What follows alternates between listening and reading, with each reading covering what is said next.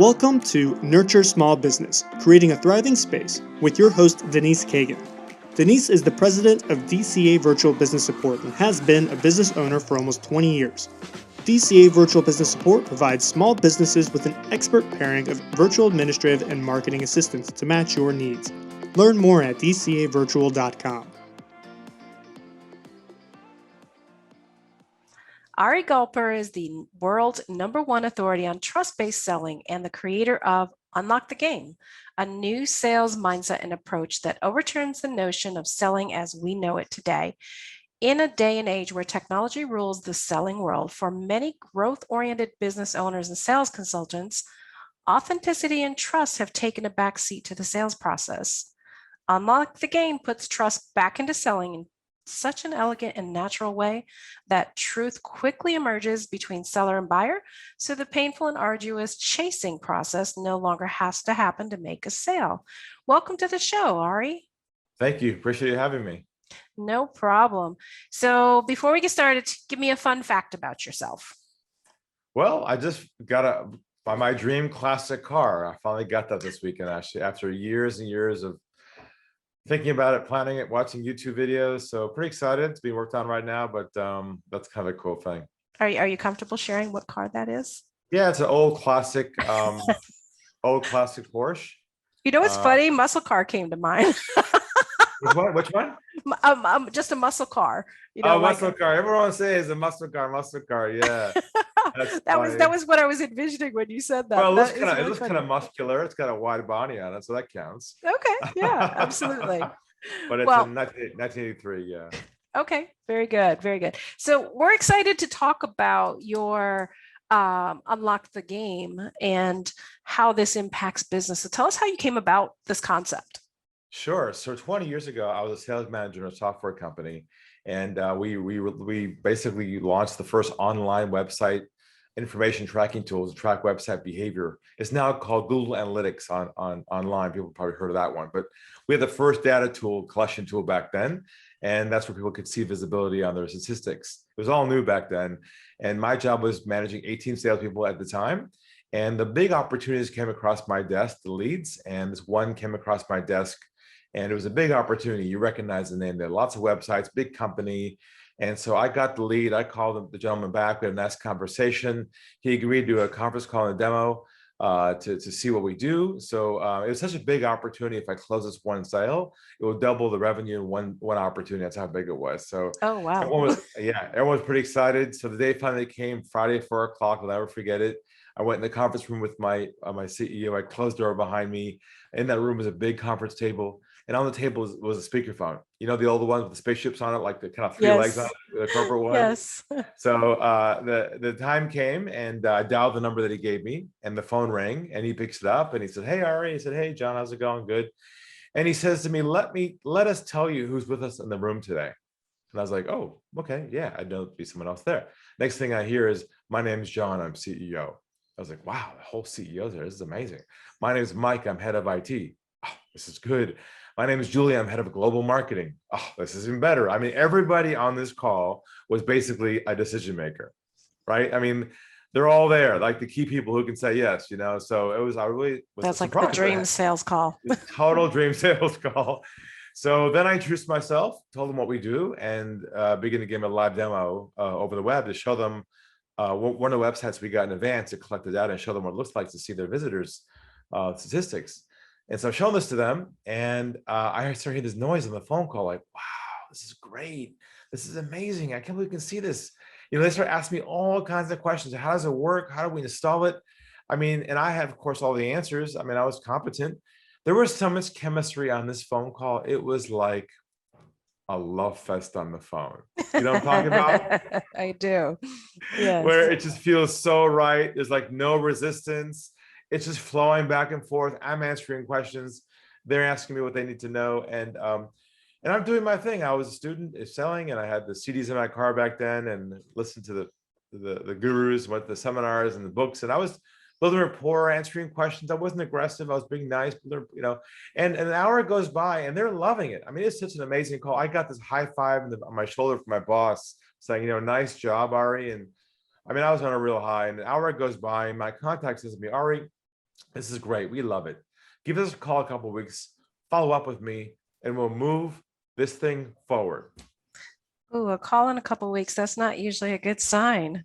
Well, at least it said we'll move this thing forward. Actually, I Well, wasn't too yes. disappointed about that. So I was like, hey, that's pretty good for our first call, you know? So I Mhm. said, I was pretty excited. I said my goodbyes and I took my arm and I reached for the speakerphone in the middle of this on the table. As I'm reaching for the phone, hit the off button with my thumb by complete accident. And now I say divine intervention. My thumb hit the mute button instead of the off button. They were right next to each other. And I kind of hit the wrong button by accident. And a small click happened and they thought I hung up the phone. Okay, I can't wait to hear what happened next. In that split second, a voice inside of me said, Ari, go to the dark side. Be a fly in the wall. Go where no one's ever gone before in the world of sales. It was like a voice from above, you know? And so I pulled my thumb back for a couple seconds. They thought I hung up the phone, thinking I had left the call. Now, what might you guess? It's not a trick question that they would have said amongst themselves after a call like that. What would you imagine they would have said? I expected them to say. Well, based on the reaction, it'd be like, oh, this is great. How soon can we implement it? Do we have the budget? Those kinds of things. Exactly. You'd expect that to happen. Mm-hmm. But let me share with you what they said verbatim, word for word. I'll Oh, never forget it. It's why we're here today. What they said was this. They said, we're not going to go with him. Keep using him for more information and make sure we shop someplace else cheaper. Knife in heart twist. I was in a state of shock. I was like, what? And I finally hit the off button and I looked at the wall and I said to myself, what did I do wrong? I was professional. I was competent. I wasn't pushy. I built rapport. I did everything I was taught to do in the world of selling from the gurus. And then a big epiphany hit me, and that was this, that somewhere along the way, it has become socially acceptable not to tell the truth to people who sell, right? I It's believe okay you're to right. Yeah. it's okay to say things like, sounds good, send me information. Oh, we're definitely interested. No, wait, send me a proposal. I Without, owned without, another company, and that was actually I would have my admins intercept and say, have them email me something because I didn't want to talk to the salespeople. yep, exactly. And I realize why this is going on. I realize there's an invisible river that flows underneath a sales process with someone, and and people feel pressure in it. And if you don't take the pressure out of the process, you'll always have the buyers putting their wall up, their guard up, not feeling comfortable telling you the truth, always keeping you at bay, always keeping you away to protect themselves from the sales pressure. And I realize that if we don't remove the pressure from the process earlier on in the relationship, they will never be able to build trust with people in a real way, in an authentic way. And that's where I invented my unlock the game concept, where basically it's a whole shift in mindset where you let go of your goal of the sale and you focus on only building authentic trust with someone in a very deep way so they feel comfortable telling you where they stand. So you're not guessing, playing the games, and that dysfunctional, dehumanizing process that we all hate can finally come to an end. And that's my mission, to help people be successful without having to get caught up in that really dehumanizing process of selling, chasing ghosts, and playing that game. And that became my whole revolution 20 years ago. And now we have thousands of people who've adopted our philosophy and really changed their approach to trust rather than closing the deal. And ironically, you make more sales that way. So before we go into how you debunk myths, you have an interesting degree, instructional design. And I think that and maybe your martial arts kind of plays into how you developed it. Can you share some more information about that? Sure, sure. Wow, it's very astute of you. So, instructional design really is a degree and on how to build education in a way, and learning modules and learning process of people can easily simplify and absorb it and learn it in a natural way. And on the martial arts side, so I based my entire philosophy and system on the martial art from Japan called Aikido. if you've heard of Aikido, it's a very non-conventional martial art. So karate and taekwondo, if someone comes at you with a punch or whatever, a hit, you block and you push back, you hit back. It's a linear martial art where it's resistance against resistance. With Aikido, if someone comes at you, you don't resist the pressure or the force. You diffuse it, you deflect it, and you kind of diverge different directions so that no one gets hurt at the end to control the process and eliminate it. And that really is, that philosophy underpins what I'll be talking about today, is our way of diffusing the pressure in the process so you get the truth to people and you can help them see if they're fit or not. I love that. So let's jump in. So you do a lot about debunking some known concepts and thoughts around sales. Talk to me about that. Sure. Well, to help people transform, we have to first clean out their mental hard drive. Their hard drive of old files they have sitting in there from the old notions of selling that they believe is true. The old gurus and all that old stuff that people hate. I got to clear that out first before we can move forward. So let's do that now. There's 3 core myths, and you're probably familiar with them. The first one is this one, that sales is a numbers game. Oh, yes. I have all sorts of KPIs around those. Right. That's the whole notion that the more contacts you make, the more sales you make. Well, we discovered in this economy now, it's not about how many contacts you make anymore. It's about how deep you go on each conversation, not how good you are, how many phone calls you make. It's your ability to build trust with people, not your ability to have activities and multiple contacts and feel like you're busy during the day. At the end of the day, you're like, hey, I had a good day. I made lots of calls, but nothing happened. So the second myth is this idea that the sale is lost at the end of the process. I'm sure you've had deals pending before that look really positive. They look good. All the boxes were ticked. At the end, you're like, it just falls out. They're like, well, they went with somebody else, or I don't know where they went, or they haven't bought yet. You know, that whole, they just drop out at the end process. I'm sure you've been there before. I have. So we discovered the way the world changed in the last 12 months or so, the sale is not lost anymore at the end of the process. The sale is now lost at the beginning of the process, actually lost at hello. And I'll show this to you in an interesting way. If someone calls your office tomorrow morning and you hear, hi, my name is, I'm with, we are a, what goes through your mind in about 3 seconds? How quickly can I get off the call? Please take me off your list. It's over at hello. And I'll make the case today that many of your listeners right now who are in business development or have to make a sale to make a living are losing their sales not at the end of their process. They're losing it where? At the beginning. At the beginning, which will shock a lot of people when I share with them how that's happening today. And the third one myth is this idea that rejection is part of the process. You have to accept it as a normal part of the game. You need so many no's before you get the yes. I'm sorry. That comes from the old sales manager who said, hey, if you can't take a no, if you can't get out there and take a couple of hits, if you're not thick-skinned, you're not made for success. Well, guess what we discovered? We discovered in our research that rejection actually is triggered by certain things you say and do unconsciously that causes the other person to resist you. It doesn't just happen by itself. And I'll share with you today what those triggers are, which I think will probably shock a lot of people to realize they've been sleepwalking for many, many years, doing certain things you're totally unaware of until today, that are losing them lots of opportunity. Okay. I want to hear them. Don't make me wait. Okay. All right. Well, let's go into the principles behind this concept, and I'll kind of lay out some ideas and some concepts about how it all works. And I'll also share some what I call trust-based languaging. So we developed our own proprietary languaging, not scripting, but phrases that engender trust, that bring out the truth, that compress the sales cycle in a very quick way. And I'll share those with you now. So our first principle is the idea that you should always be diffusing pressure with people, always taking the pressure out and never assume all is going fine. Let me give you an example, a real example.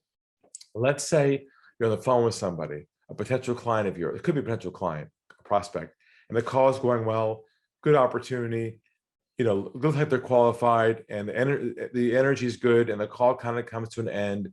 Normally, we're taught to do what at the end of a call like that? Not a trick question. We're supposed to say things like what? How about we follow up, get together? Yeah. How about we move things where? Forward. Forward. Because we're conditioned when we see an opportunity, we're supposed to move things forward. Now, what can happen if you attempt to move things forward and they aren't ready yet? What do you break right there at the beginning of the process with them? Your trust. Exactly. Credibility. Correct. Yeah. Let's go back to the same scenario, but using our mindset and our approach and our languaging. Call is going well, good opportunity, it could be a good fit. Call comes to an end. Rather than saying, hey, how about we move forward? What we say instead is this, and your listeners might want to write this one down. What we say is this, we say, where do you think we should go from here? Where do you think we should go from here? Yes. Now, how do you suppose that changes the dynamic of the moment? It allows them to drive it versus the salesperson driving it. That's right. You're shifting the power. And usually when you say, where do you think we should go from here? Usually they're in a state of shock. They can't believe somebody actually would ask them what they think, because they're so used to the expected, predictable process of being pulled down a linear process, which does not fit what they want to do.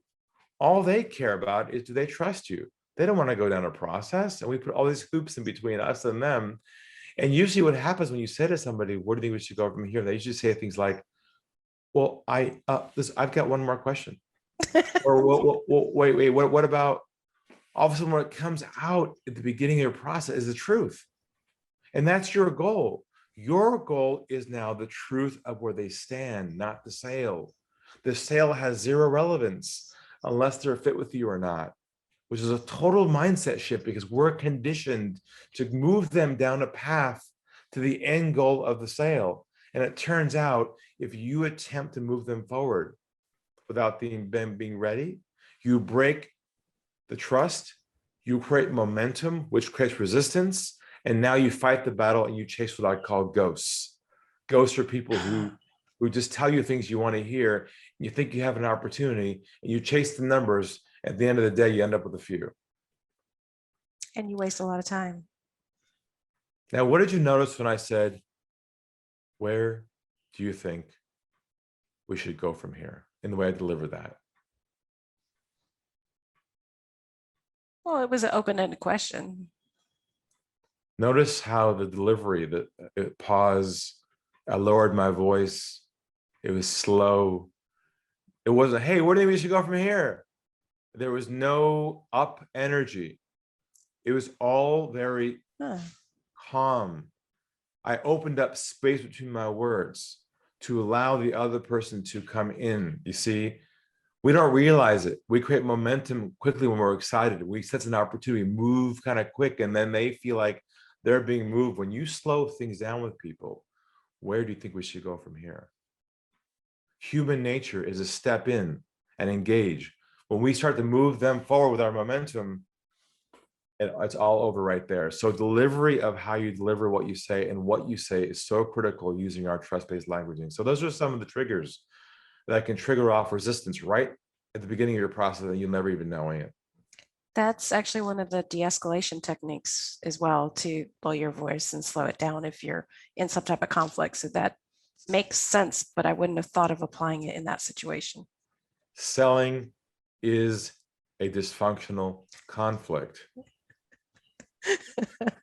Oh, yes.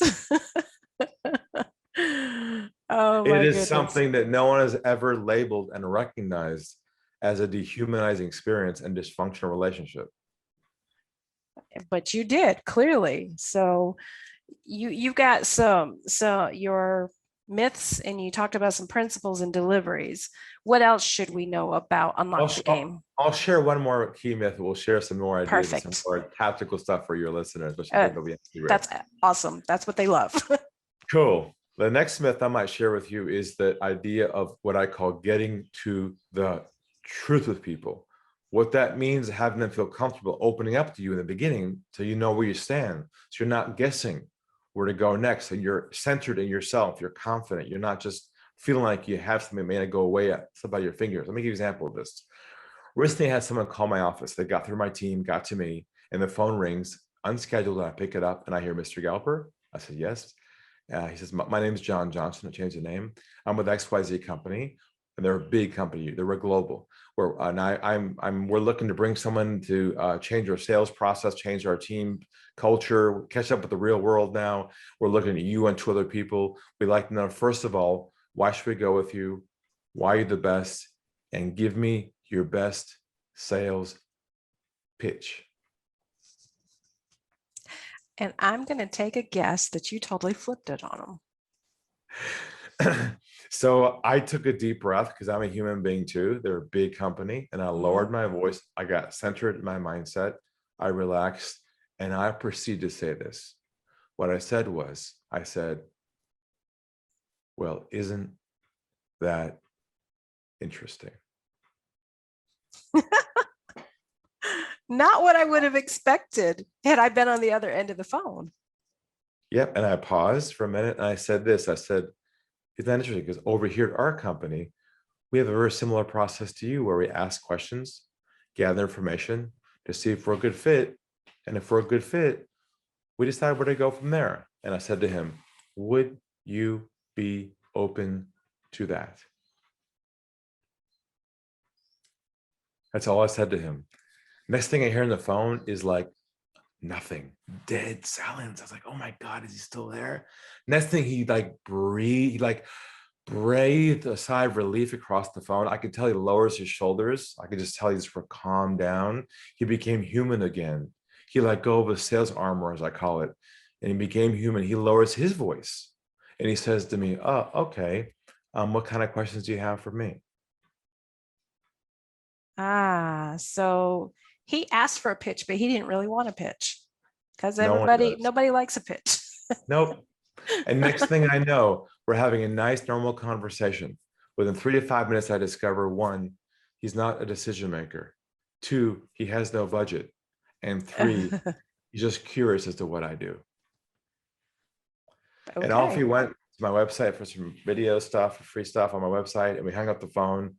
Now, what did my process just save me months of? Following up with someone that had no intentions of doing business with you.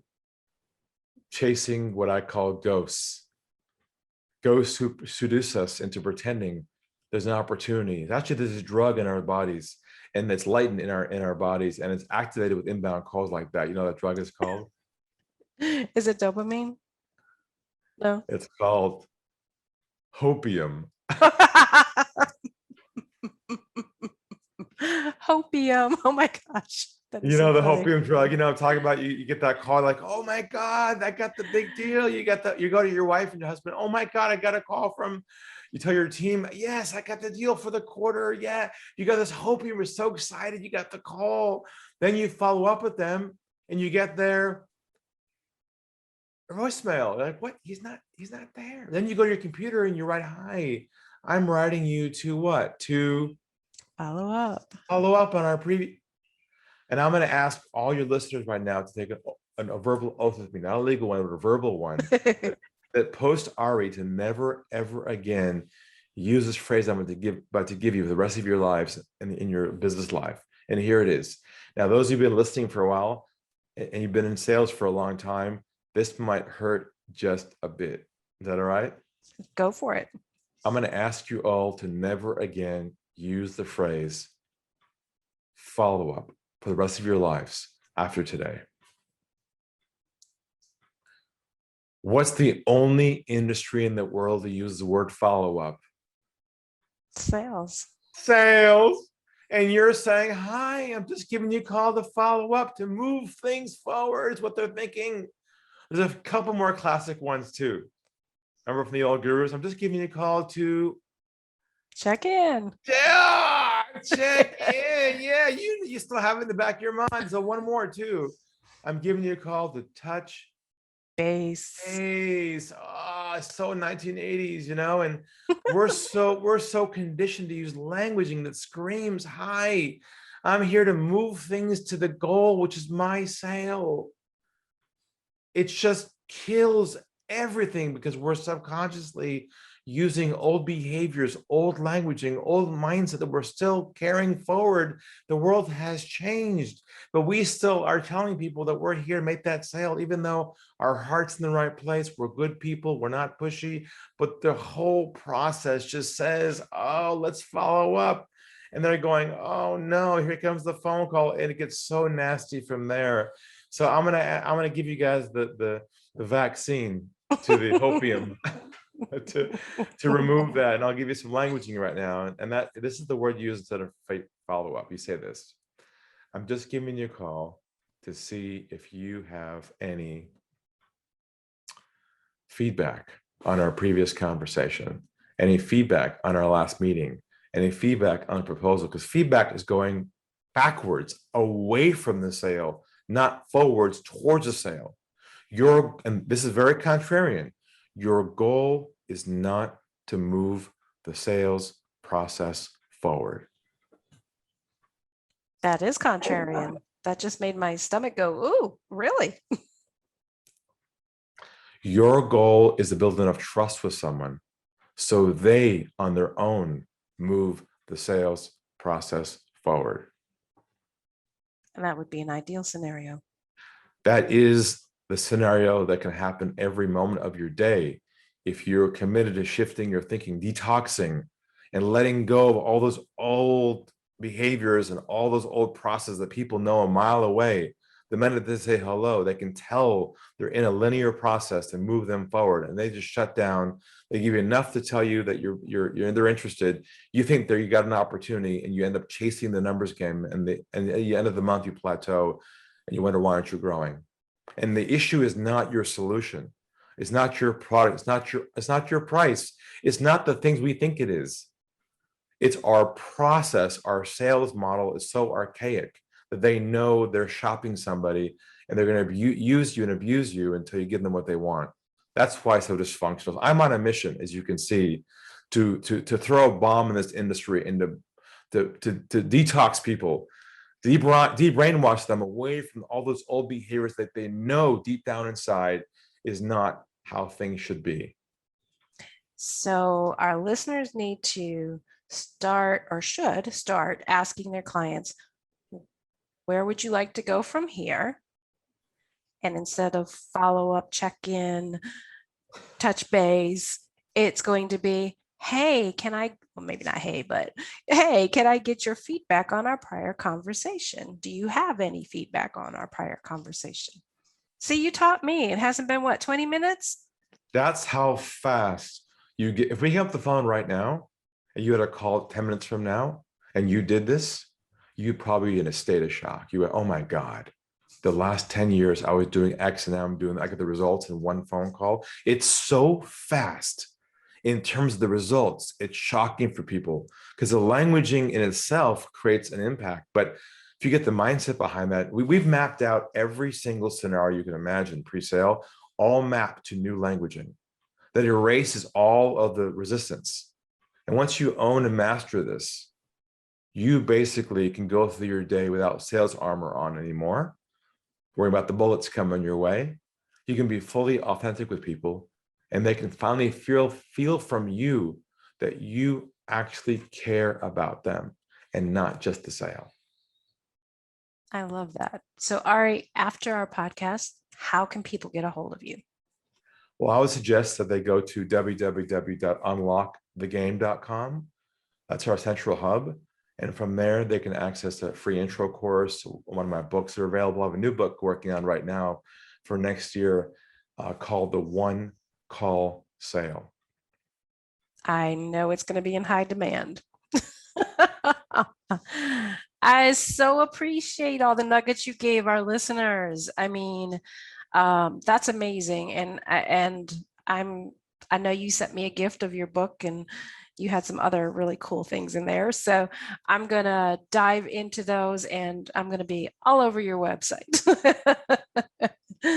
So, Ari, thank you again for being here today. My pleasure.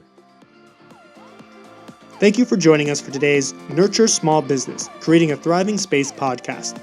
Learn more about your host at dcavirtual.com or by emailing her directly at denise@dcavirtual.com.